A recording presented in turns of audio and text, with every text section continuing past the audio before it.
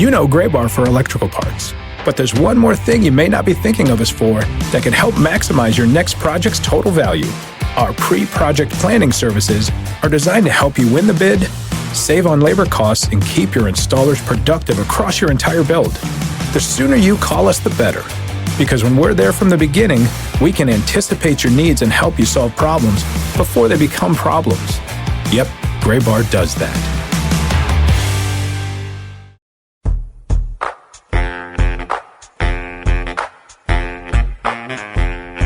2 weeks to go until opening day, and we welcome you into the 51st edition of the Minor League Baseball Podcast, the show before the show. Hi, everybody. I'm Tyler Maughan in Denver, Colorado. In New York City is Sam Dykstra. Welcome back, Sam. How are you?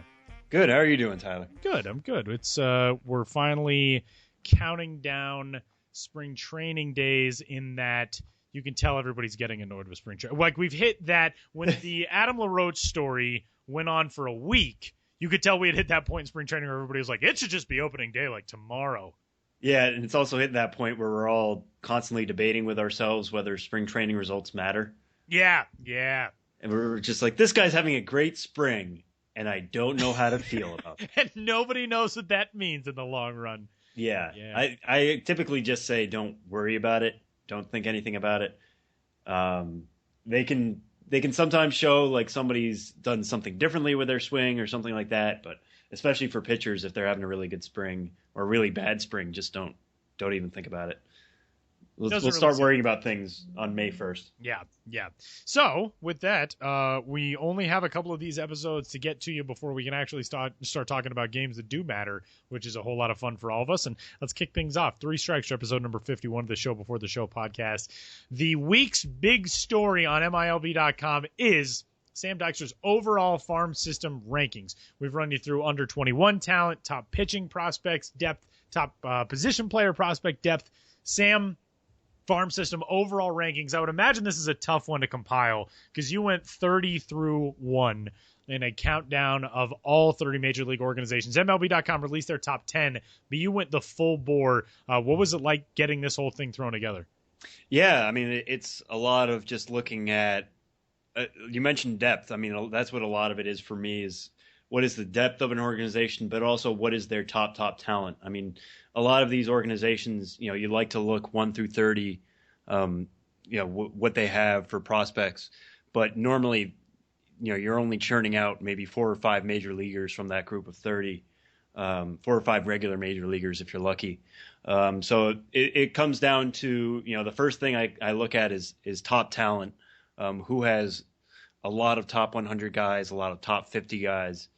That kind of sets it up as its own thing. And then how it gets kind of moved around in there is who has a deeper system than other systems, and then it kind of shakes it out the way it does. Everybody has their own opinions, and they're welcome to them. I mean, this is not definitive. This is the way I kind of shake it out. But going through it, it really came down for me to there are 2 of the best systems in the game right now. It's the top 2 and pretty much everybody else. It's between the Dodgers and the Braves. I prefer the Dodgers just because I think they have a particularly deeper system. They just have pretty much everything you could want in a system. Part of that is just buying international free agents, deciding they were going to go above and beyond, their pool allotment last year and their international pool. So they got a lot of good talent that way. They've decided to trade for some guys. They got involved in the Todd Frazier deal. Really like what they got back in that. And they've obviously just developed guys really well. I mean, you look at their top 3 prospects are Corey Seager, Julio Urias, and Jose De Leon, who are all farm-grown talent. So I think the Dodgers really separate themselves there. But the Braves are building, if not the most talented farm system in the game right now, the number 2, which is where I have them. You talk about a rebuild, building a farm system through trades. Looking at who they picked up, they got Aaron Blair and Dansby Swanson from the D-backs. They got Sean Newcomb and Chris Ellis from the Angels. They got Tyrell Jenkins from the Cardinals a couple of years ago. So much of their system is just what they're acquiring right now, and they're doing it the right way. If you're looking to rebuild a system, this is the blueprint. So for me, it's just those top 2, and then everybody else. Everything else kind of fell into place from there. The depth of the top level systems in really, really high quality talent seems like it separates itself pretty cleanly from the lower level systems. Is that kind of what you saw from the top 10, top 12 as it relates to how good their talent is and how much of that has versus the back half? It's not like a gradual fall off. Like, it seems like there's a pretty big discrepancy. Yeah, I kind of see it as a kind of tiered system here. So I mentioned the top 2, and then it kind of goes 3 to 12, I think, is that next tier. So that's the Twins, the Rockies, the Rangers, the Red Sox, Phillies, Pirates, Astros, Nationals, Brewers, and Reds. All of those are what I would describe good systems. Those are good to great systems even. They're certainly desirable. I think those are systems in which you build good major league clubs. And then there is a drop-off between the Reds and the Rays at number 13. The Rays obviously have some nice pieces, particularly in pitching, between Blake Snell and Tyler Guerrieri and Brent Honeywell and even Jacob Faria. But they just don't have that depth that I think some of the other systems do. The Cubs are kind of surprised at number 14, I think, for some people. After they graduated so much talent last year, they have talent again, but I don't think it's that tip-top talent, nor is it particularly deep as it used to be. So yeah, I think depth has a lot to do with it. You know, not only how is your best prospect, but how is your number 10 prospect versus other systems. That's kind of how it usually shakes out. Because some of these, you know, they like the Indians, for example, look really, really good at the top with Bradley Zimmer, Bobby Bradley, Clint Frazier, and then there's just such a drop off from there that's why I have them at number 16, which I guess would technically be below average. Still a lot to like in that system, but overall, not on your upper half. Did anybody stand out to you in the teams that were toward the back end of this ranking, just from either where they are in relation to maybe their perception of their talent or in how they've fallen off? Because the Baltimore Orioles come in at number 27, and if you said that about that system 3-4 years ago, I don't think anybody would have believed you. The really high level, high graded talent that they had. The end of 2013, top prospects were Kevin Gausman, Dylan Bundy, Eduardo Rodriguez, Hunter Harvey, and Jonathan Scope. That was their top 5, and you had seen already two pretty proven big league commodities in Gausman and Bundy there. Bundy obviously has fallen off. Rodriguez now out of the system. Harvey, some injury issues. So you see how quickly this can change. Anybody else stand out to you in that regard? Yeah, actually, you mentioned actually 2 steps ahead of them. The Orioles were 27. I put the Giants at number 25. And I feel like I'm personally underrating the Giants, but I really couldn't put them any higher than that. I couldn't justify doing it. But the Giants they churn out this major league talent year in and year out of guys who you just don't think, you know, they're not going to necessarily rank high on prospect lists, but they end up being solid major leaguers. I mean, you look at Matt Duffy last year, he's turned into their third baseman of the future, replaced Pablo Sandoval, was a better third baseman than Pablo Sandoval, was not necessarily a tip-top prospect. So now, you know, they have Christian Arroyo, and just what's left is a series of arms, all of which are at the higher levels right now, but none of them are necessarily top 100 guys to get really, really excited about it if they were in other organizations. But because it's the Giants, I have higher faith in that they'll turn into major leaguers or impact major leaguers. So just looking at the way the system is right now, it's the 25th best system in baseball, I believe. But if they were to outperform that rank, if we're looking back at this in 5 years and saying, you know, how did they turn the 25th best system into having, you know, 3-4 starters and Christian Arroyo, a really good shortstop? It wouldn't surprise me. I have to look at it right now, the snapshot of what the Giants have, and that's where they are. But it wouldn't surprise me if they beat that expectation.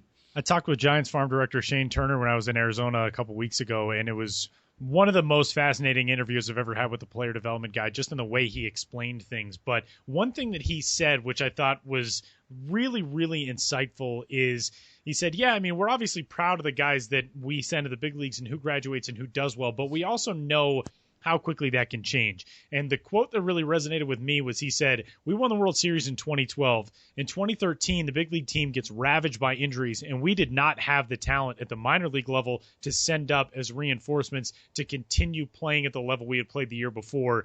And I didn't sleep at all in 2013.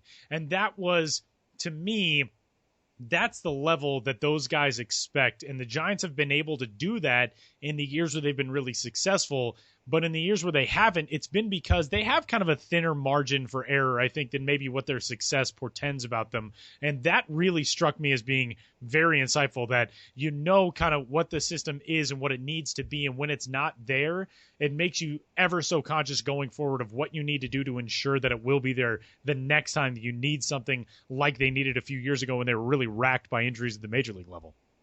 Yeah, and I think they do have some pieces now that could potentially help them this year. You know, you don't wish injury on anybody, and I don't think there's a heck of a lot of room in that rotation right now. But Clayton Blackburn is a guy who really, really did well at the AAA level last year. Looks like he's ready for you know, at least a major league tryout, even if he doesn't have that tools set that makes you think he's going to be a dominant, you know, number 3 starter or above. He certainly has good command. So they do have the pieces in the system that I think if they were to be wrecked by injuries this year or something, they could compete in the NL West. It's not anybody who's going to come up and you're going to point to and say, yes, that person is a very, very good toolsy player. The closest thing they had to that in the system, I think, is Lucius Fox, who, you know, Batman puns aside, is very fast and, you know, could be an exciting one to watch, but he, you know, hasn't played full season ball yet. So, you know, they just don't have that guy who's going to, I think is going to make you force yourself to sit down and watch this player because they're going to excite you. They could have some pieces they can plug in, but it's not going to be. I don't think they're going to have a Rookie of the Year candidate this year, but I didn't think that last year. And Matt Duffy, you know, if not for Chris Bryant, could have been the Rookie of the Year last year in the NL. And congratulations to the 2016 World Series champion San Francisco Giants, because even year.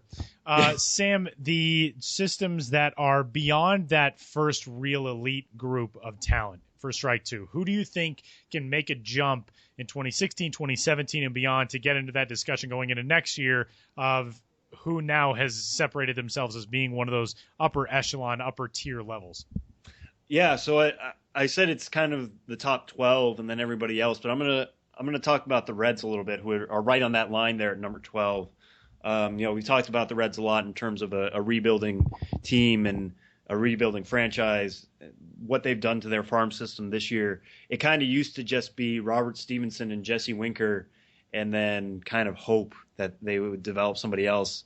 That's what it's been like since Billy Hamilton graduated. And so they've gone through some kind of down years, but now, you know, Stevenson looked much better last year than I think he had in other years. Winker certainly had a great second half last year, so they've kind of built their stocks back into top 40 prospects. Then what they added, both at the trade deadline and in this offseason, you know, picking up Cody Reed from the Royals, and we talked before about spring training results and kind of how to temper those, but the reports you hear on Cody Reed's stuff, I mean, they were really considering him for the rotation, I think, making that jump straight from Double-A to the majors.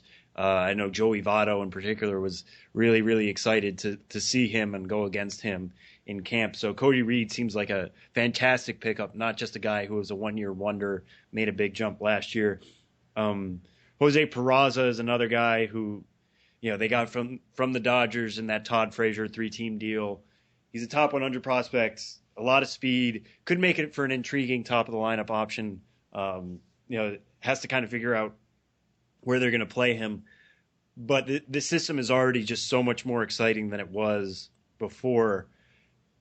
And with Eric Jagielo, Rookie Davis, I think Tyler Stevenson is ready for a jump this year after being taken in the first round last year as a catcher. If things kind of go well for them this year, they have the talent, I think, to make a little bit of a jump. The problem is, what could happen is that they could make a jump. They are in a rebuilding year, and all these guys get pushed to the majors. I mean, we're looking at potentially next year Stevenson and Winker graduating and no longer being considered prospects. Same thing for Reed. Peraza already has major league service time under his belt, is very close to graduating himself. So, but the position they're putting themselves in, you know, maybe they're players at the deadline again, they can add even more talent. It wouldn't surprise me at all if the Reds continue down this path, continue making solid moves, some solid tweaks to their farm system, becoming a top 10 system, jumping from outside that group into the top 10 by this time next year. I think there are a handful of systems like that, and there are so many systems that are caught in one of those flux stages where you don't really know what the major league product is going to be, and the major league product dictates what the minor league product is going to be. One of the systems that I think it's worth keeping an eye on is number 21 on your rankings. That's the San Diego Padres. And the reason I say that is the Padres obviously went through the weirdest end of 2014 and 2015 of any team in the big leagues, and maybe any team in sports. The way that they ended 2014 making a trade seemed like every day for a Major League All-Star or former Major League All-Star, totally reshaped the Major League lineup, and did that at the expense of what was at one time a very, very deep minor league system. But coming into 2016, that system is rejuvenated. I mean, that would have been a bottom 5 type of system if not for the deal that sent Craig Kimbrell to Boston and really rebuilt a lot of the excitement at the top prospect level for the Padres. For AJ Preller in that front office, that was what got him that job. That was a guy who was very, very good on the international market, really knew how to evaluate prospects, sign international free agents. He knew what it took at the amateur level to get talent into the system when he was with the Texas Rangers. When he went to the Padres, he changed that whole philosophy, and it was just, let's trade all the prospects for proven major league commodities, throw them all out there. That's got to get us to the playoffs, right? That didn't work. So I think if the Padres go through another stretch like they did at the start and middle parts of 2015, and there was, a portion of last year where the Padres were playing pretty good ball, and it looked like they maybe were going to make a late season run at the playoffs. If they have to go through another sell-off end of the summer, I would not put it past that front office to be able to spin some impressive deals and get themselves back to the upper levels. Maybe they're not going to be a top 10 team, but I think they can really up their stock compared to where they've been. Yeah, you got to say they got quite the haul there in that Kimbrell deal. I mean, that surprised I think everybody in the industry what they were able to get back for what is essentially a 60 inning closer, a very, very good one, mind you, but giving up somebody like Manny Margot and Javier Guerra alone, that would have been a major deal. That's 2 top 100 prospects for a reliever. Then you throw in Carlos Asuaje and Logan Allen, who could potentially, I think, could be a breakout guy as a sturdy left-hander. That's how you rebuild a farm system. And you were saying before, this was a bottom 5 team, I think, without those guys, and they just got so much stronger. And then you've seen what they're willing to do as well in the Rule 5 draft, taking 4 guys. There's no way in heck all 4 stick, but they're willing to bet on younger talent, and I'm sure, if they are at the bottom of that NL West again this year, they will be players at the deadline, and we've seen what will happen when they do sell. They get a pretty good package back. So they'll definitely be a system to watch this year. Don't lose faith, Padres fans. It's always darkest before the dawn or something. I don't know what to tell Padres fans after last year. Like, you threw it all out there and it didn't work. I don't know. Keep on trucking. You live in San Diego. Yeah, that's true. San Diego area. How bad can things really be? Maybe you're losing your football team and your baseball team didn't live up to expectations last year, but you live in San Diego. It's fine. Things are fine. Strike 3. Yesterday, a historic day, not just for the game of baseball, but for the world at large, the United States and Cuba restarting diplomatic ties. Obviously, a process that's been going on for the better part of the last 18 months or so. But President Obama, yesterday, sitting next to Raul Castro at Estadio Latinoamericano in Havana, a beautiful facility built in the 1940s, hosting a major league team for the first time since 1999. There was a great discussion with Major League Commissioner Rob Manfred about what that would mean for baseball on the telecast yesterday. And it's not just the Jose Abreus and the Aroldis Chapmans and the big names that come over and immediately sign huge deals, make it to the big leagues instantly, and are impact guys. It's far more guys who are going to spend time in the minor leagues, guys who are going through cultural and societal adjustments and personal adjustments like nothing anybody else faces, especially the other Latin players who have some type of contact with Major League Baseball before they have to defect. Guys who have sent their lives through human traffickers and have risked life and limb to make it to either a third-party country where they can establish residencies, sign as an international free agent, or defect. Some of them have defected in tournaments in the United States. Very complicated processes to get to the U.S. and play baseball. That now looks like it's in its last throes. And that was one of the things that Rob Manfred said yesterday, was it's not acceptable for these guys to have to go through that just to be able to do what they love for a living. So, Sam, watching that game yesterday and everything that's gone into this over the last year and a half, it's an obviously historic moment. What do you think this means going forward for baseball at large, and also for what prospects now who come from Cuba, who can sign deals without all this immense stress and strain that it puts on their lives? What does that mean for them? What does it mean for the game? Yeah, I kept coming back to Marlins ace Jose Fernandez. When I first started here, first really started getting into the minors, was actually right around the same time that Fernandez started picking up steam. And I remember we were first hearing about his story and going from Cuba to the U.S. He was a teenager. He had tried before to leave, got caught, and then I think he tried up to 3 times. But on one of the trips, they were on a boat. They were heading towards Florida, and his mom falls out of the boat. He jumps in to go after her. He's put under house arrest. They finally do leave.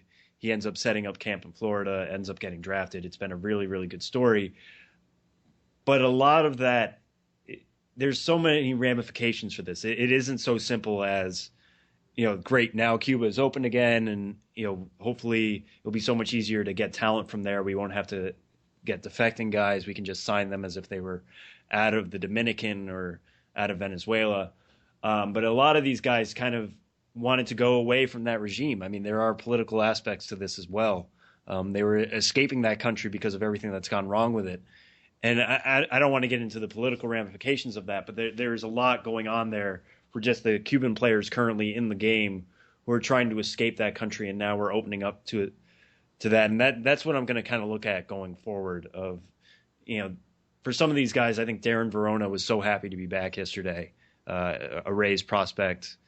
He gave a great quote in his interview with Tim Kirchin and said, "I never imagined I'd be back here getting a standing ovation from these people as I leave the field," and how moved he was by that, which is a really cool thing to see. Yeah, and I love the bit about him swinging at the first pitch.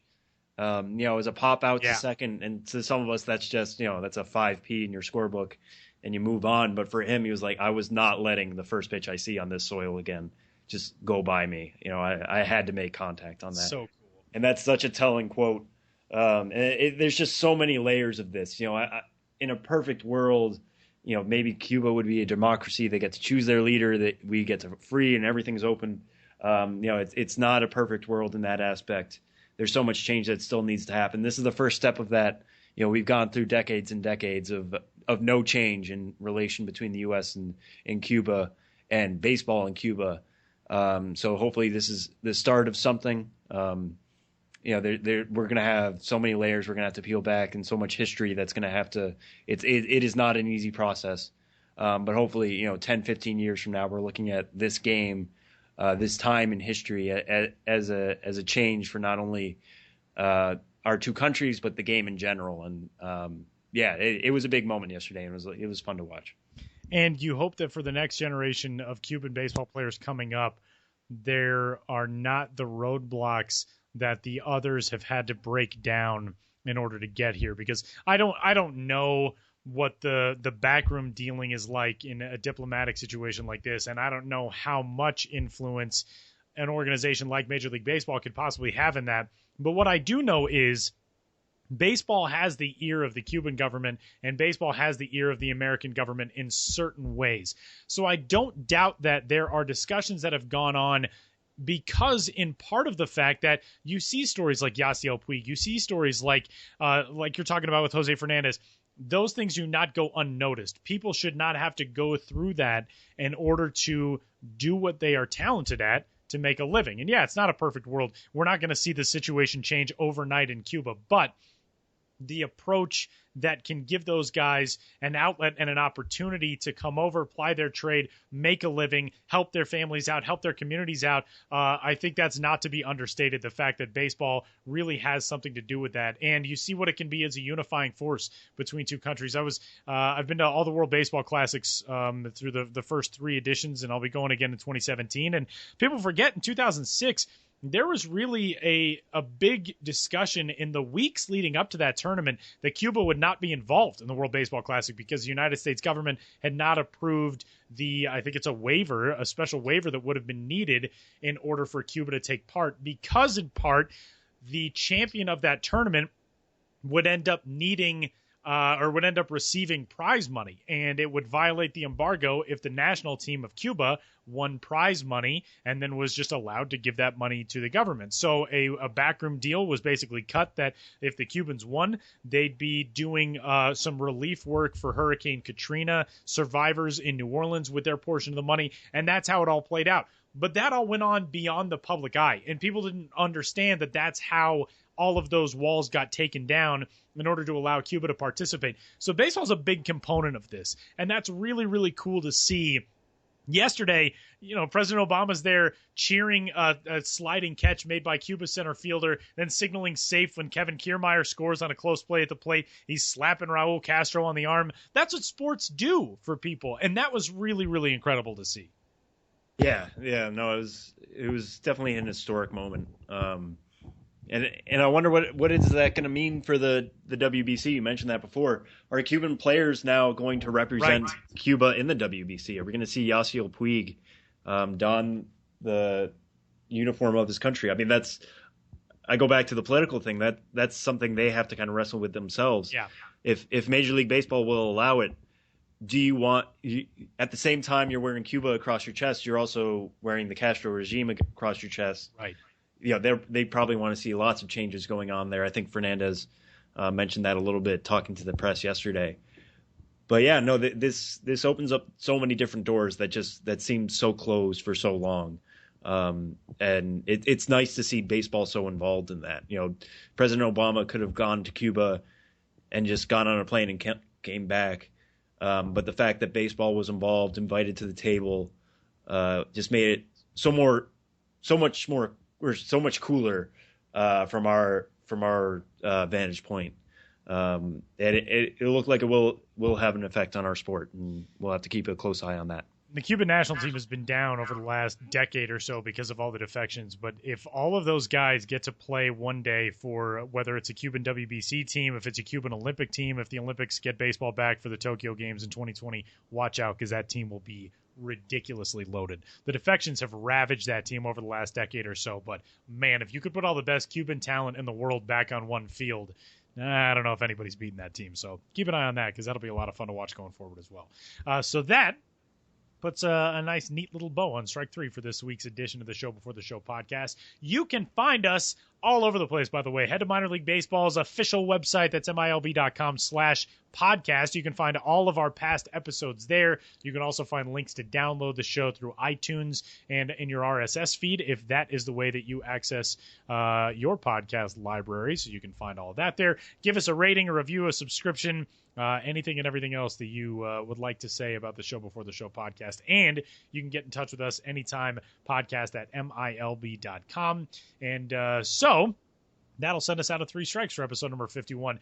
Our guest this week is somebody we are very excited to talk to, because we've been fortunate enough on the show so far to talk with one trailblazing female pillar, really, now of the baseball community in Justine Siegel, and another one who is breaking through is Rachel Balkovec, who is the Latin American Strength and Conditioning Coordinator for the Houston Astros organization. Rachel's got a really interesting story as how she got into baseball, former college softball player at the University of New Mexico, now working with some of the best athletes in the Astros system and hoping to make that climb through Houston's organization as well. Rachel joins the 51st edition of the Show Before the Show podcast next.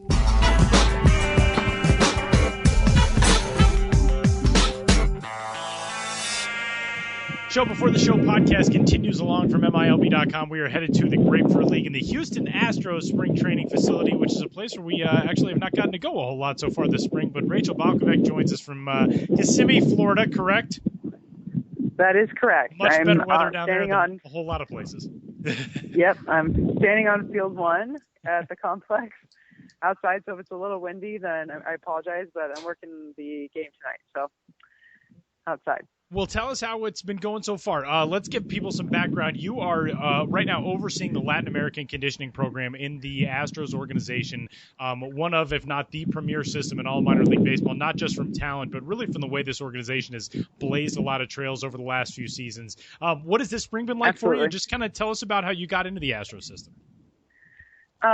It's been phenomenal. This is just really a class organization. I'm proud. I'm definitely proud to be a part of this organization. Like you said, obviously they're blazing a trail in a lot of different ways, and they're doing things a little different here. So it's fun. It's fast paced. It's challenging, which are all things that I really like. And so I think that it's been so far it's just been a lot of fun is the best way to describe it. How did I get linked up with the Astros? I actually I applied for this job. So my title is the Latin American Strength and Conditioning Coordinator, and I applied for this exact same job 2 seasons ago, and I didn't get it.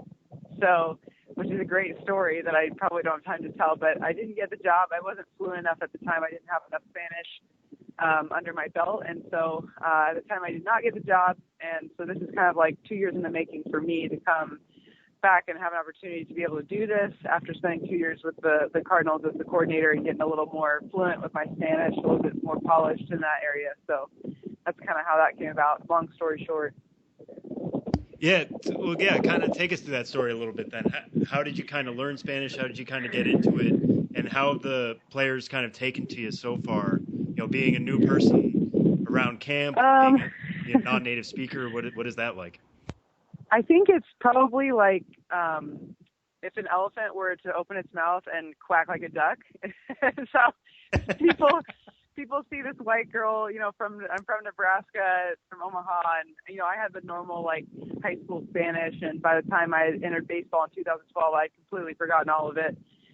So it's been a learning process, but I knew right off the bat that was going to be something I was going to do, because for me, I knew I wanted to be in professional baseball, and I also knew that 40 to 50% of professional baseball is Latin American players.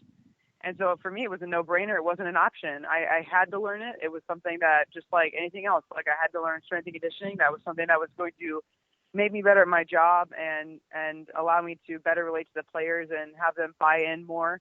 And so I think, it's kind of funny, like, again, being in a new organization for the first time after 3 seasons with the Cardinals, that I'm this white chick, and then all of a sudden I open my mouth and start speaking Spanish, and people are like, what? They kind of, so they're turning their heads like, wait, what? Is she saying it? She's speaking Spanish? Shoot. Now I'm going to have to listen to her. So, but then right after that, it's also a conversation piece, and I'm going through the same struggle that the players go through learning English.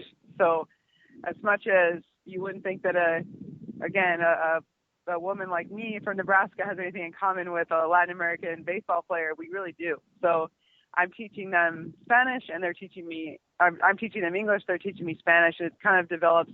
It's a way to further develop the relationship, and I feel like the Latin players are taking to me really well.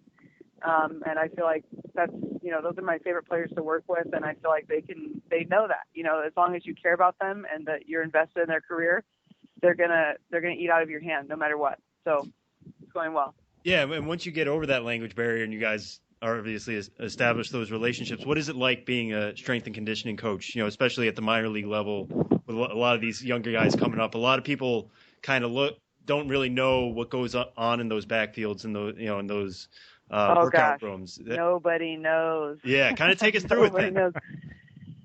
Yeah, it's just so funny. Like, the major league team is the tip of the iceberg, and my favorite. I wanted this job. A lot of people say they want to be in the big leagues, they want to work in the big leagues, they want to coach there.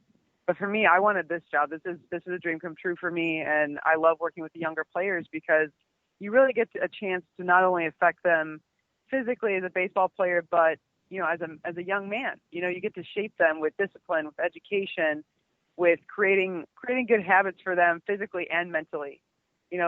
Working through, we find kids when they're 16 years old. So when you see the end product of your Altuves in the big leagues, that started when he was 16 with us. And so it's like you're taking this child almost, you kind of take on like a mentoring, a parenting role. And I don't feel like, I often say, if you told me today that the only thing that I do for the players is get them strong and get them in good condition, I would quit. like that's not even close to what we do as strength and conditioning coaches. We are definitely, especially at the younger levels, we're definitely serving as mentors, and parent, mother figures, father figures, brother and sister figures. That's the thing that I really revel in and really enjoy. And, for example, today we just had a ceremony for some of our kids that quote unquote graduated from the English program here. And for me, that's way more exciting than seeing someone even get to the big leagues, because it's not like you're changing them physically or helping them get better skills. You're changing their life. You're literally changing the course of their life if you can mentor them in that way. And so that's why I really love being a strength and conditioning coach at this, young level, especially with the Latin players.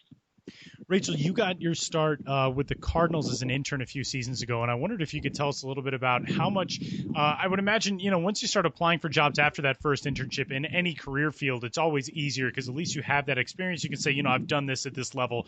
But for you to break in at that level, it's got to be a lot harder than the average road for somebody, and you've talked about that with MLB.com. Brian McTaggart had a story on you last month. I know Lindsey Barrett did a story a couple of years ago. How difficult was it to get your foot in the door for the very first time? What's funny is like the first time around, it seems a lot easier than the second time. But the first time with the Cardinals, it was like almost a simple process where the Cardinals had called LSU, where I was doing my graduate assistantship, and LSU recommended me, and they said they took the lead. They just did it. And so they hired me as an intern, and it was a very short, stint. It was like 5-ish months. I didn't even go to spring training. It was an internship for sure, part-time basis. At the end of the season, my contract was up and it was over. So then I left baseball for a year. Well, I didn't leave baseball. I often say I didn't leave baseball. Baseball left me. So I left the Cardinals rather, and I moved to Phoenix to start curriculum for a PhD. And I thought, hey, I've got this great resume. I've got the Cardinals. I've got LSU. I had moved to the Dominican Republic. I got Los Ciudades, they would say. I was pretty good at Spanish. I had a nice little base. I was like, this would be a piece of cake. I'll just apply for all the Phoenix AZL jobs out there. And that was not the case. And then I kind of got a dose of reality going to apply for jobs in that case, where I applied for 8 jobs and basically only heard back from one that then later told me, it's not going to work out because you're a girl. So I then heard through the grapevine a bunch, hey, my boss got your resume. It's not going to work though. And all of these things about just hearing through the grapevine of like, oh yeah, sorry, I got your resume. It's great. But the front office doesn't want to hire you. So things like that, which were extremely, I don't want to say they were discouraging. They were disappointing, because I don't really think I was ever discouraged. Like, call it dumb or call it optimistic or whatever you want to call it. But even though I was hearing those things and I knew that it was going on, I was just like, all right, whatever. Like, someone's going to accept me at some point. Someone's going to give me a good opportunity at some point. I was never discouraged. I was just always disappointed that was the case. So yeah, that was a rough year. 2013 was a definitely rough year personally in a lot of ways, but didn't deter me necessarily from going after the goal. Yeah, and one thing we read in some of the stories about you is that you put your name differently on the resume. Just put Ray instead of Rachel, just to kind of give it, a dual meaning to try to get across as not somebody else, but just a different name that would come across. But what else did you have to kind of do to get over that hump? To get people on people's desks, get your foot in. What is? I always say, like, for me, obviously I had to do a couple of things like that. I didn't have to do that, and I also felt bad right after I did it, but I was, to be honest with you, a little desperate probably. But, it happens to all of us. I always say, like, I knew as a woman I had to be undeniable. Like, I wanted them to look at my resume and say, not to say, well, yeah, she has a good resume, but say, we literally cannot go without hiring that woman. Like, we need her. And so what I did was, I interned at Arizona State 2 separate times for free. I was a graduate assistant at LSU for $1,000 a month. I worked at Athletes Performance for free. I did an internship with the Fall League. I was making $30 a day. I worked in the Dominican Republic for like $50 a day. So I did the things that other people weren't willing to do. And for me, that was a huge part of, like, if you're going to break a barrier, you're going to, or if you're going to expect someone to, be a pioneer for you and give you an opportunity when other people won't, then in my mind, you have to beat out the other competition by and far. You have to be head and shoulders above everybody else. And so what did I do to, be given the opportunity? I wanted to be the best. I'm always going to do that. I mean, I'm never going to leave it to chance that somebody could say, well, it's okay. Her resume is okay. No, like my resume is going to be the best resume. I didn't learn Spanish for fun. I learned Spanish to get better at my job. So I think that's like something that can't be underestimated is, yes, I did things like, okay, I changed my name, but that didn't really get me in the door. In fact, it didn't even work that well. So right. Kind of backfired a little bit. So the thing that got me in the door, I think, is just me being good at what I do and also being better at others than, at what we do. And the way to do that was I was going to take the jobs that nobody else wanted to take. I was going to work for free as long as it took, and that's what I did. And now that you are here, we kind of, we would kind of be remiss if we didn't ask you this one last question. First spring with the Astros, Tyler mentioned it before, a really young and upcoming system. Who has stood out to you so far in your work with the youngsters down there in Kissimmee so far? You mean like the young minor leaguers? Yeah. What players that you've worked with have kind of surprised you or look like they're on the right track? Oh gosh, that's a tough question because I'm getting to know so many people. Let's see here. I will say that I'm like impressed by, the young guys. I don't even know, like the names don't mean anything. I will say the people that I'm impressed by, I'll flip it around because I worked Major League camp for the first 3 weeks I was here, and impressed by those young guys coming up. Some of the Latin players like Minaya and Gustave. Like, I don't know if people are going to know their names or not, but some of the guys who've been in like AA and AAA over the past couple of years, just like class people, educated, wanting to learn. This is speaking specifically towards like the Latin American thing again, is wanting to learn. Don't speak to me in Spanish. I speak English. Just very engaging with their conversation, very professional. I've been very impressed with those players who have been in the system and obviously been, for lack of a better term, they've been raised. They've had the right upbringing here. So that's what I can say with that. Now, I've actually spent like less time or maybe equal time with the minor league guys at this point, and there's like 150 of them. So there's a couple of guys I have in my mind, but as far as like the people I spent the most time around, just definitely those people, those players, the Latin American players that are in AA and AAA, and probably you might see, this year on TV, that have really just had a great upbringing here with the Astros and just really showing a high level of professionalism and, being a good example and a leader for the younger players. So that kind of went off topic, but yeah. The crazy thing about the Astros is you can talk about somebody who would be like a top prospect in another system and hardly anybody's heard of them in the Astros system because that's how talented that system is, which is crazy. Right. Yep, absolutely. Rachel's official title with the Astros is Latin America's Strength and Conditioning Coach, and you can find out more about Rachel Balkovec at damselinthedugout.com. Really cool website. You can find her story and a lot of really interesting background on what she's doing and kind of working in the game of baseball and what it's like from that perspective. And Rachel, we cannot thank you enough. Best of luck working the game tonight and the rest of this spring and on into the summer. All right. Thank you very much. Thanks for having me on, guys.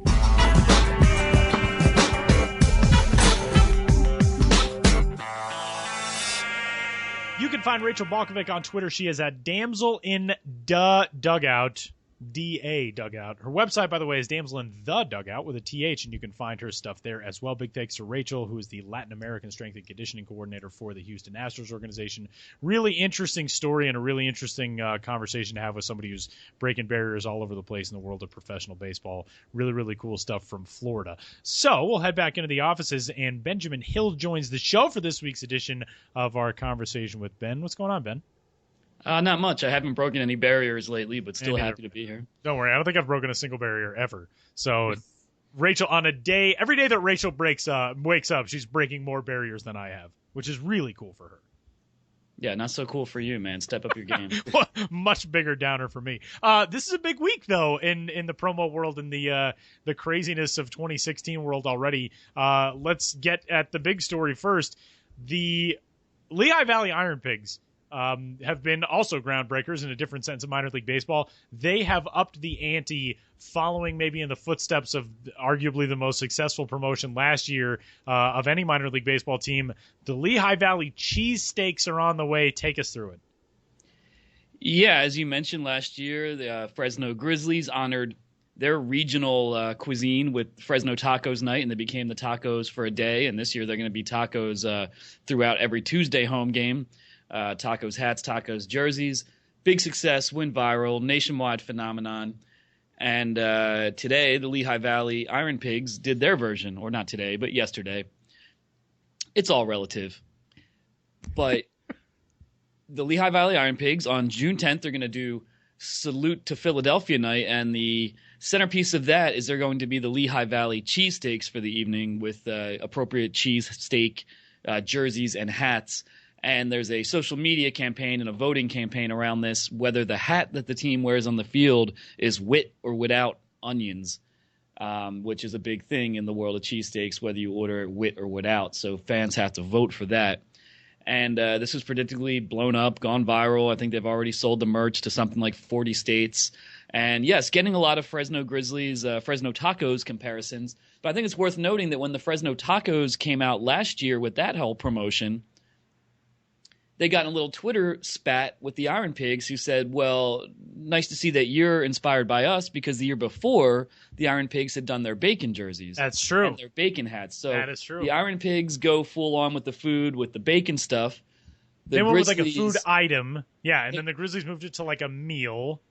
And meal and something counter. Celebrating the regional heritage. Yeah. And now the Iron Pigs have said, all right, we did food first. You guys did the regional heritage angle, and now we're going to do that ourselves. So I think it's like any good creative rivalry is just you need that other person to spur you on to greater heights. So Fresno and Lehigh Valley definitely playing off one another, and the Lehigh Valley Cheesesteaks promo is certainly now one of the premier events on the 2016 minor league baseball promotional calendar. I'm just going to interject real quick, Sam. One thing that fascinates me as a nerd in these things, these are Majestic-made uniforms. Majestic's the official MLB uniform provider, but Majestic is generally pretty buttoned up. I mean, it's a real classy look from Majestic, everything that they make.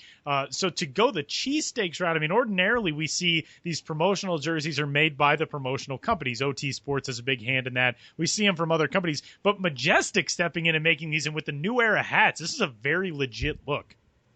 Right, but they're still buttoned up, Tyler, because they're jerseys. Oh, that's a good point. we didn't work that out before. That was classic Benjamin Hill. That was nice work. Thank you. I pride myself on these things. Take it away, Sam. Well, yeah. Well, what I was going to ask is this becoming like an East Coast, West Coast rivalry between Fresno? Does Fresno now throw down its own gauntlet? Or is this going to be something that we're going to see? Is this a Biggie and Tupac thing? Yeah, or is it going to explode across the minors? I think you tweeted it the other day, Tyler, saying, Colorado Springs, if you want to do Rocky Mountain Oyster Night. Absolutely. You're more than welcome to it now. What do you think is going to be the trend of this? I think some other team has to pick up on that, and I played around with that on Twitter yesterday, suggesting other regional items throughout the country that could become minor league promotions and special theme jerseys and one-day identities and that kind of thing. Rocky Mountain Oysters, I mean, I'm sure Colorado Springs would have a ball with that, but I don't know how well that would go. I think I suggested Cedar Rapids pork tenderloins, that famous Midwest sandwich. I think some team in the Northeast has to do scrapple. I mean, if you're going to do cheesesteaks in Lehigh Valley, someone's got to jump up on the scrapple thing. You just have to look around the nation and say, what's the regional cuisine, and could we get a lot of play by becoming that cuisine for one day?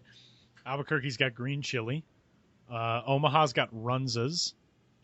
Somebody in Michigan should do, what are those things called? Punchkis, which are like the donuts. Oh, punchkis. Yeah.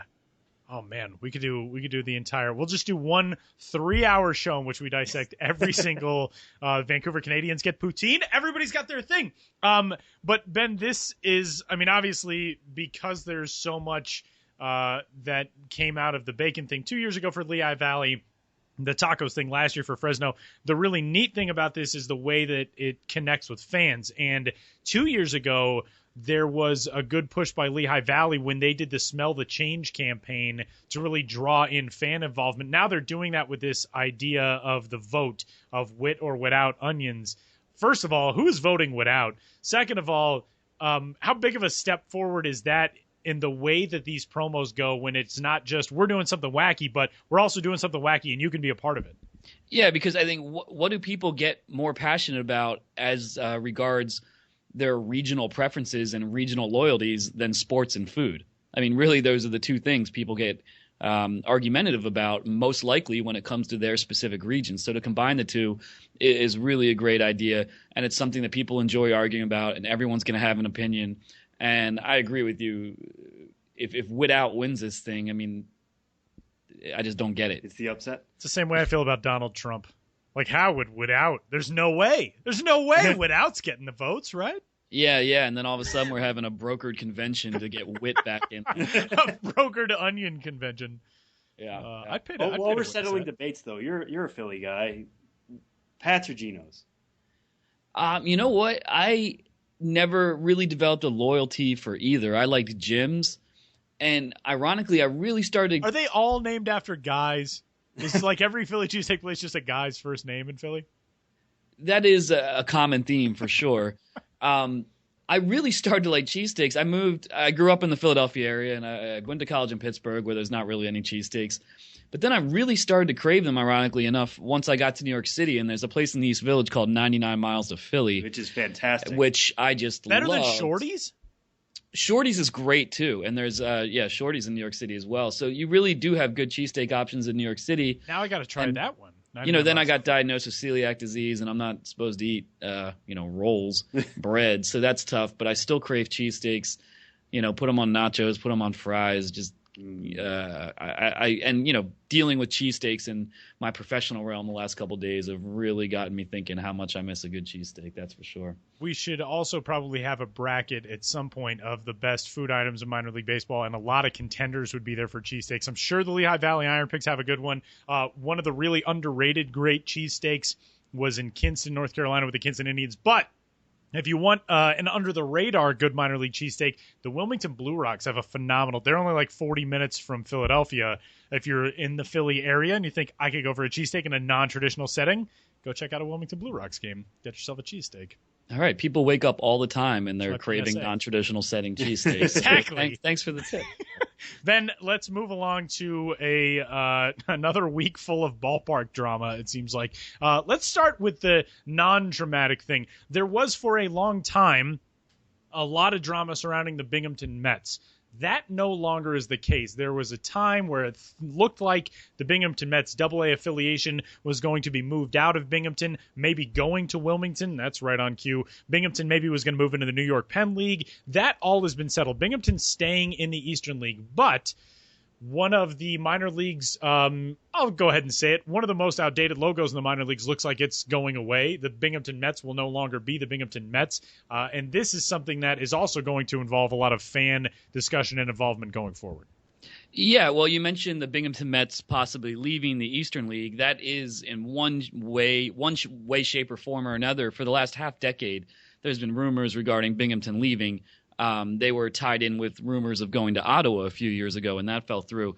And the reason for that is the reason you always hear relocation rumors. The attendance hasn't been there. They have been, I think, for the last 5 or 6 years running, last in the Eastern League in attendance. A lot of people have said maybe this is better served as a short season market. So a lot of speculation. But the team was sold to a new owner, and John Hughes, and he right away said, I'm reaffirming my commitment to Binghamton and AA baseball in Binghamton. And part of that commitment is a whole plethora of stadium improvements as well as a rebranding. That doesn't necessarily mean the Mets affiliation is going anywhere by any means, but just the minor league baseball trend is if people want Mets gear, they're probably going to buy New York Mets gear and not buy them through the Binghamton Mets. How do you create more excitement for your brand, create merchandise sales? You have your own identity. So tied in with this reaffirmation of a commitment to the Binghamton market, the B-Mets are in their last year as the Mets, and in 2017 will have a new identity. What that is remains to be seen. They're now having a name the team contest right now. I'm not sure if it's one of those name the team contests in which teams solicit suggestions while they already have the name picked secretly. But hey, I don't know. But there's a lot of suggestions coming through the pike. Talking about the food suggestions, you could be the Binghamton Speedies. That's definitely a regional delicacy. It's basically nice marinated cubes of meat on bread. Yeah, look it up. Speedy, S-P-I-E-D-I-E. It's very much associated with Binghamton, and I think they have them in Tri-City too, who are based in Troy, New York, not too far away. This looks phenomenal. Yeah, man, you're quick on the Speedy call there. I'm right there in the Google. You could say you're a Speedy. It all falls into place so beautifully. Yeah, but anyway, Binghamton Mets no longer going to be the Mets, but they are going to be an Eastern League team. New identity coming in 2017. I threw the question out on Twitter the other day, what should Binghamton be called in lieu of the Mets? And I think the most common response I got was maybe predictably the Triplets, which was the name of the team, going back decades in the 40s and 50s.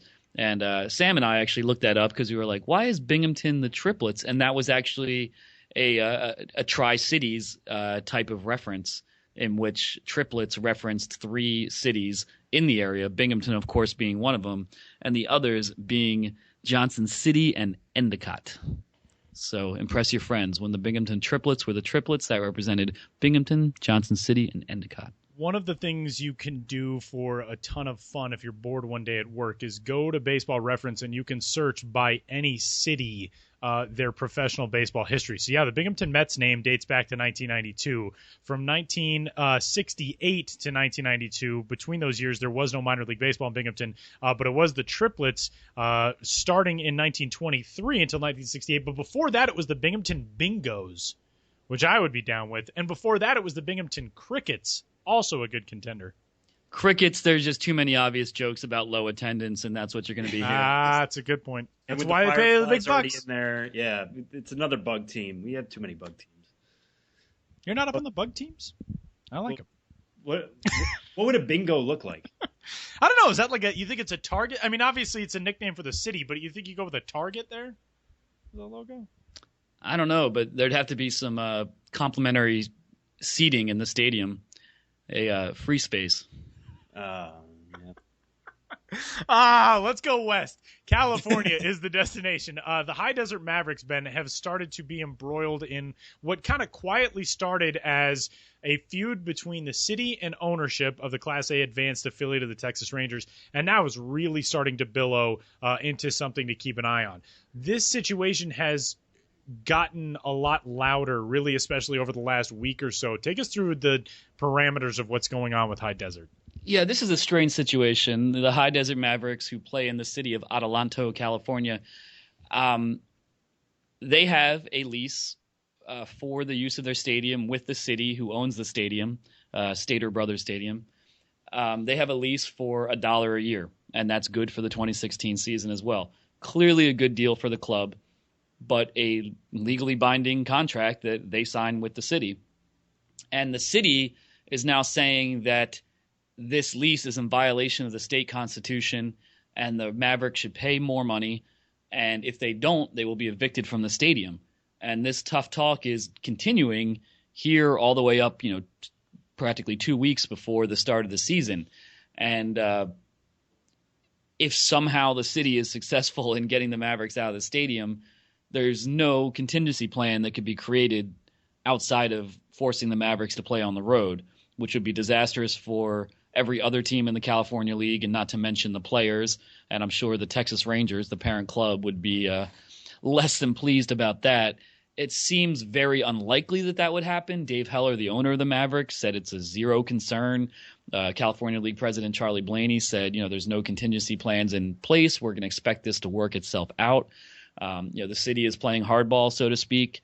They might have a good point in the general larger sense of things that maybe the team could pay more, but they don't, as far as I can get in terms of analyzing the situation, I don't see what their case is. The city councilor is the one who signed the lease with the team to begin with, and it runs into the season. So to say this agreement we literally agreed to is no longer binding, I don't see how that holds up in court. I mean, I'm no legal expert, but I think they're just playing hardball and really trying to make their case that they're not happy with it. It brings up the larger question of High Desert has not drawn well for a long time, and with all this turmoil on top of a low attendance team, is how much longer can minor league baseball survive in High Desert? And that's a question maybe for another day, but this seems to just be, no matter how it plays out, it seems to be speeding High Desert's exit from the minor league landscape, because this is not conditions in which a team can operate. Yeah, we've talked in the past kind of about what could potentially be shifting around, and I remember the Rangers potentially moving, their Class A advance. How much would this kind of push things forward, or if things go well for High Desert, maybe they just stay there because the lease is so low? Well, pure speculation at this point, but if you get out of High Desert, where do you go? There's no other market in California to move into, because there's not money for facilities, and there's no pre-existing facility up to professional standards to just jaunt right into. So it definitely reheats the long simmering two teams in the California League going over to the Carolina League argument. And Kinston is one of those markets that at least temporarily could take on a Cal League team or a Class A advanced franchise, because they have Granger Stadium, which hosted Carolina League baseball as recently as 3-4 years ago? Yeah, 2011. Yeah, 2011. So it remains to be seen how this is going to play out, but I think that hopefully the Mavericks get this season's situation resolved, but I expect we're going to hear a lot more rumblings from that direction in terms of, all right, how do we get out of here? Kinston was in the plans in that Binghamton discussion as well as recently as this past summer. It looked as if Binghamton's AA affiliation would go to Wilmington, Delaware, and the High A affiliation from Wilmington would go to Kinston. And the major league team that was involved in all that was the Texas Rangers. The Rangers have been pretty committed to trying to get into Kinston somehow, refurbish Granger Stadium, and make that their hub with a team-owned Carolina League affiliate. So keep an eye on this discussion. And just as a little sidebar to this, to show you how quickly things change, this is an article from the Los Angeles Times from April 24th of 1991, and it says in part, quote, "By general acclamation, the hero of opening night was Mel Yarmat, an Apple Valley real estate agent who contacted the Bretts, who were the previous ownership family. Actually, George Brett's brother was at the outset of the High Desert Mavericks history, he was team president, and enticed them to relocate in Adelanto. A team moved from Riverside, California, where they were known as the Red Wave. Continuing, quote, "He's seen as the man who gave High Desert residents something to do with their summer evenings." And then his quote is, "The city of Adelanto won't make any money on this, but what it does for the High Desert community is immeasurable. It's really a big deal here. You have 225,000 people with really very little to do, just 2 movie theaters and a shopping mall." That was only 25 years ago. And now all of a sudden, and that's at the outset, that's the very first story about this ballpark and about this team. And that quote starts off with, "The city of Adelanto won't make any money on this." So this is a long-standing situation that now has gotten so much more complicated in recent years. So definitely something to keep your eye on. Yeah, and there's been a larger economic downturn in that whole region. So yeah, what was justifiable then is not justifiable to the city now. But again, it's a legally binding agreement, and I think the Mavericks have a really good case that this is our lease. You can't change that. And it's interesting to note that Dave Heller, who owns the Mavericks, he was someone who wanted to buy the Binghamton Mets, move them to Wilmington, who Dave Heller also owns, and then he'd move the Wilmington Carolina League designation to Kinston, and that would host the Class A advanced Texas Rangers affiliate, who are currently the High Desert Mavericks. Try to figure that out, but it all makes sense. And the Bakersfield Blaze, I believe, were purchased by a Carolina League owner as well. Is that right? Was it Bakersfield Lynchburg's ownership group bought? The Elmore Group. I cannot. Yes. Lynchburg and Bakersfield, I believe, are under the same ownership group. Yes. So there are a couple of ownership groups that now have a vested interest, maybe in the Carolina League. So just something to keep an eye on. That conversation has been going on for years, probably way before any of us started working in minor league baseball, about the concept of maybe the Carolina League being better suited for an additional 2 teams to pull out of the California League. So keep an eye on that. Ben, I know it's road trip planning time. What's the status on that? I'm really, every week I'm like, I'm working on it. I'm really putting the pen to the paper right now and trying to figure it all out. And so it's really, really starting to come together. Haven't figured out the itineraries, not ready to announce them yet, but really hoping to hit some Appy League teams because that's an underexplored circuit for me. Would like to make it out west. There are some teams in California that I have not yet been to, and others that I haven't been to for about 5 years. New ballparks in Columbia, that could spur a Carolina trip, and of course Hartford. Got to make it up there, and that might tie into a visit to the aforementioned Wilmington Blue Rocks, home of the non-traditional setting cheesesteak. That's how they should put it on the menu from now on. Your non-traditional setting cheesesteak. Now I really want a cheesesteak, by the way, at the end of this interview. Yeah, we'll get off your barriere and get one. Benjamin Hill's on Twitter. You can find him there. He's at Ben's Biz. And last week we teased our minor league jingle show, minor league team song show. Ben and I are compiling that. We're going to record early next week, so be on the lookout for a special edition of the show before the show. And we'll be tying that throughout the 2016 season as well. So until early next week, when you get to hear the dulcet tones of Benjamin Hill breaking down some of the greatest tunes in all minor league baseball, Ben, enjoy the weekend. Yeah, I'm really looking forward to the Mill team thongs. Oh no, theme Cisco song. Cisco will be making an appearance. It's coming soon, and I don't like to point out my own bad jokes, but in the beginning of this conversation, you talked about breaking barriers, and I just recently told you to get off your barriere. Oh, I thought you said derriere. And I said barriere. It's what we call it was a callback. It's a callback. Here in the biz, we call that a callback. That was some solid work. It's a very solid work. I have a sickness. And you can find it all at bensbiz.mlblogs.com. That's right. Get sick with me.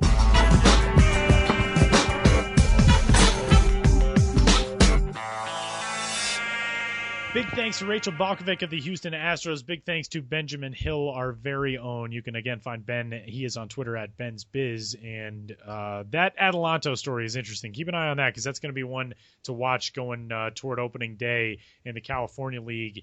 And, it's, that situation is one that I think will have some ramifications along the lines of what we discussed last week with a new facility going up in the Florida State League, some very good and vacant facilities in the Carolina League. There are going to be 30 high A affiliates. You just don't know where they're going to be 5 years from now. So keep an eye on that because maybe your favorite team, your favorite city will be the new home of a minor league baseball team at some point down the road. So big thanks to Ben for enlightening us on that subject. And that's going to almost wrap us up for this week's edition of the Show Before the Show podcast, which, again, you can find on iTunes, where there is the Minor League Baseball podcast, and you can find us on MILB.com/podcast as well. Big week coming up next week, Sam. Prospect Primers getting started finally. Have you wrapped up all your interviews for Prospect Primers? Yeah, I got. Look at you. I know. I did all those when I was in spring training. Same here. Nice. Nice. I was lucky to we coordinated that effort, so I made sure the camps I was going to were the ones I was going to do primers on. So there's a lot of decent information that I'm kind of just sitting on, haven't written about yet that everybody will be able to find in the prospect primers starting out next week and taking us right into opening day. So I have the Astros, Phillies, Braves, and Red Sox, I believe. There might be another one in there that I'm forgetting, but I know those 4 ones for sure. Which are all fun prospect systems to write about, and lots of good guys and interesting tidbits to throw in there. So won't tease it too much, but that's when we know opening day is around the corner on our end, is when the prospect primers start, and we're officially in that part of the year. I have Angels, Cubs, Giants, and Rockies. So I have one of those top-level teams in the Rockies, one of the mid-tier teams in the Cubs, kind of a question mark organization in the Giants, who are really proud of the talent they have, and then the team that comes in ranked number 30, but had a story up on the site last week, is really high on their talent. That's the Angels. So, yeah, it gives us a really good snapshot kind of across the spectrum of all 30 organizations in Major League Baseball. We're going to roll them out by division this year, so keep an eye out for those starting on Monday, the 28th of March, and then the following week, actual live baseball games. Ridiculous. I know. Won't that be fun? It's going to be amazing. Then we don't have to worry about spring training stats. That's true. Then we can just say stats where we can say, like, no, pay attention to these stats. Yeah. These ones mean something. These actually mean something. That we're going up against, players or hitters are going up against pitchers of their own level, of what's supposed to be their own skill set. Everybody's going to be where they're supposed to be. It's not, is this person being challenged enough? Is, whatever. It's just going to be good old-fashioned baseball, and that's going to be. I'm so excited for that. Finally. Get behind Sam. He's on Twitter at Sam Dykstra, MILB. I'm on Twitter. I'm at Tyler Mon, and that'll do it for the 51st edition of the Show Before the Show podcast. We will talk to you guys 1 week away from opening day, coming up next week.